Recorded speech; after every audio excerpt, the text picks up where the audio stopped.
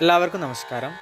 ഇന്നത്തെ ശുഭചിന്ത: സ്നേഹിക്കുക എന്നത് കടമയാണ്, സ്നേഹിക്കപ്പെടുക എന്നത് അവകാശവും. എന്തു കാര്യവും ഒരാളെ നിർബന്ധിച്ചു ചെയ്യിക്കാം, സ്നേഹിക്കുന്നതൊഴിച്ച്.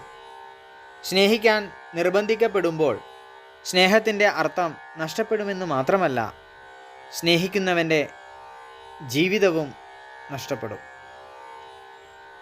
തിരുത്താൻ പറ്റാത്ത ഇന്നലെകൾക്കു വേണ്ടി നാളെയുടെ സാധ്യതകളെ തകർക്കരുത്.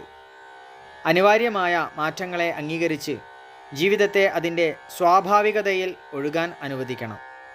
എടുത്ത തീരുമാനങ്ങളെ ശരിവെക്കുന്നത് അവയോടുള്ള പ്രതികരണമാണ്. ആലോചനകൾ അവസാന തീർപ്പിന് മുൻപാകണം.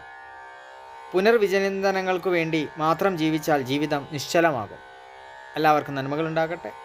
എല്ലാവർക്കും ജീവിത വിജയം ഉണ്ടാകട്ടെ. നന്ദി, നമസ്കാരം.